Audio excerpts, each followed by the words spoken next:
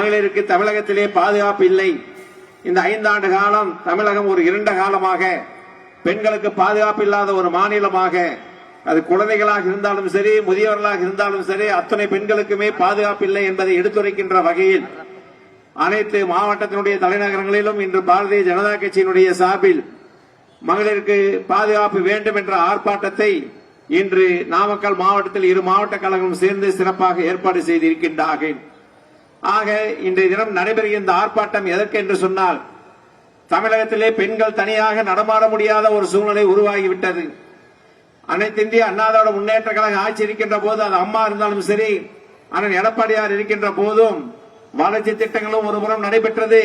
பாதுகாப்பு என்பது இந்தியாவுக்கு முதன்மை மாநிலமாக தமிழ்நாடு இருந்தது என்பதை வரலாறு உங்களுக்கு தெரியும். ஆனால் இன்று இந்த 5 ஆண்டு காலத்தில் தமிழகத்திலே பெண்களுக்கு மட்டுமல்ல, யாருக்குமே பாதுகாப்பு இல்லாத ஒரு சூழ்நிலை. அதைதான் இங்கே பேசியவர்கள் எல்லாம் சொன்னார்கள். பெண்கள் எல்லாம் எப்படி சீரழிக்கப்படுகின்றார்கள். கல்லூரியிலே படிக்கின்ற மாணவிக்கு எப்பொழுதுமே அனைத்து இந்திய அண்ணா திராவிட முன்னேற்ற கழகம் என்று சொன்னால் சட்டத்தின் ஆட்சி நடைபெறும்.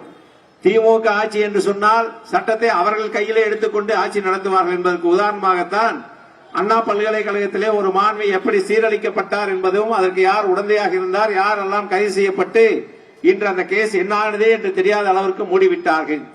அதே போல கோயம்புத்தூரிலே பார்ப்பில் என்று சொன்னால், இரவு ஒரு பெண்ணை, தனியாக இருந்த பெண்ணை 3 பேர் சேர்ந்து கற்பழித்து அந்த பெண்ணினுடைய நிலைமை என்ன என்பது உங்களுக்கு தெரியும். இது போன்று சொல்லிக்கொண்டே போகலாம். அதுதான் சரவணன் அவர்கள் கூட சொன்னார்கள். திருவண்ணாமலையிலே ஆந்திராவில் இருந்து காய்கறி வியாபாரத்திற்காக அங்கிருந்து காய்கறிகளை வெடி அவர்கள் பறித்து இங்கே திருவண்ணாமலை விலைக்கு கொண்டு வந்து வித்துவிட்டு மீண்டும் அவர்கள் ஆந்திரா செல்ல வேண்டும். அப்பொழுது வருகின்ற போது காவல் காக்க வேண்டிய அந்த காவல்துறையே இருவர் சேர்ந்து அந்த பெண்ணை கற்பழித்திருக்கின்றார் என்று சொன்னால், இங்க இருக்கின்ற தமிழ்நாட்டில் இருக்கின்ற பெண்ணுக்கும் பாதுகாப்பு இல்லை, வருகின்ற பெண்களுக்கும் பாதுகாப்பு இல்லாத நிலைமை இன்று திமுக அரசால் நடந்து கொண்டிருக்கிறது என்பதை நீங்கள் பார்த்துக் கொண்டிருக்கின்றீர்கள்.